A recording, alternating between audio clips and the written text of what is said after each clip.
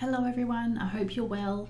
Just a video today to talk about the reflection assignment. So if we go to our assessment tab and we click on patient-centered care reflection, it will open up another tab for us with lots of information about how to complete this assignment.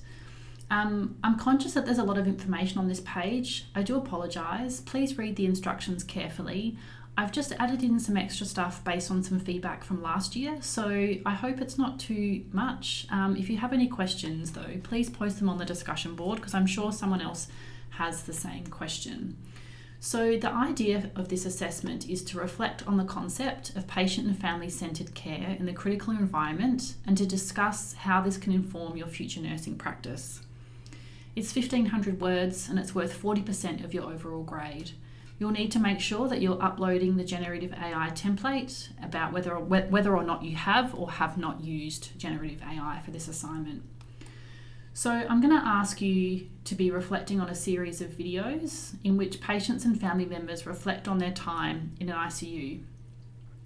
The idea is that you're going to think about your views and reactions and impressions of the experiences and critically evaluate them.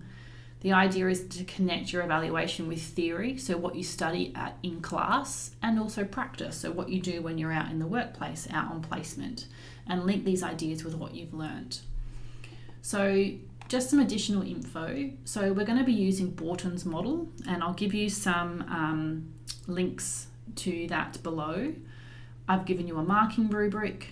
There needs to be at least 8 references. They need to be credible. Don't use blogs or random websites. They're not appropriate resources. If you are unsure about what is an appropriate resource, please make sure you look at the referencing guide that's available on the course homepage.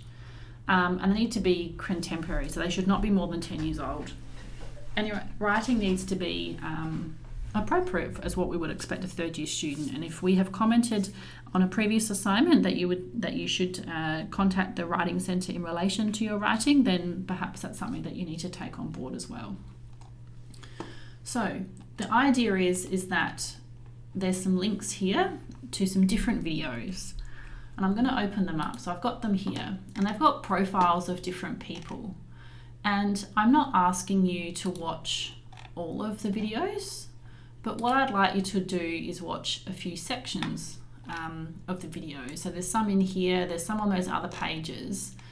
I would like you though to have a good balance between positive and negative experiences of what's happened in the ICU so that your discussion is quite well balanced, that it's not all positive and that it's not all negative. There should be some of both. So I don't mind which ones you watch, but I would encourage you to at least be watching 5 or 6 of them. And then that's what you're going to base your assignment on. And as I mentioned, there should be some positive experiences that you're writing about and some negative ones as well.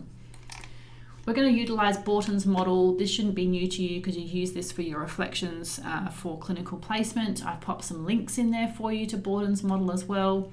And also some notes here. There is no need for an introduction or conclusion. This is a reflection, so you are allowed to write in first person, and that's not a problem. And I'm asking you to please use the below framework to guide your writing. So stage 1 is about what.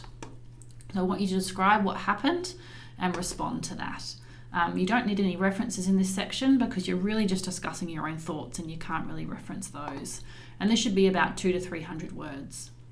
The next stage is stage 2, so what? So what you've learned from the video, is there a connection between this and what you already know and your experiences? And what are your thoughts about patient and family-centred care? There should be references in this section and it should be about 500 words. The final stage, stage 3, is called Now What? And this should be about 600 to 700 words. You're going to analyse what's important to your understanding. Is there theory and literature to support your reasoning? Are there different perspectives? What else can be true here? Discuss what you've learned and how it's going to inform your nursing care as a graduate registered nurse. And I want you to outline 2 simple actions that you can include in your nursing care plan each day next year. And there should be references in this section. As I've said, you can write in first person and that's not a problem. There's some additional resources here to get you to think about those as well. And there's also a link to a marking rubric, and then also the marking rubric is here. This video I will pop down here for you so you can see that as well. There is also a discussion board which I probably should link on that page, so I might fix that for you so it's in there. But there is a discussion board here so that you can ask any questions, and usually if one person has a question, other people have questions as well. So post questions there if you have them. And yeah, hopefully that explains everything. And I wish you all the best with this one. Bye for now.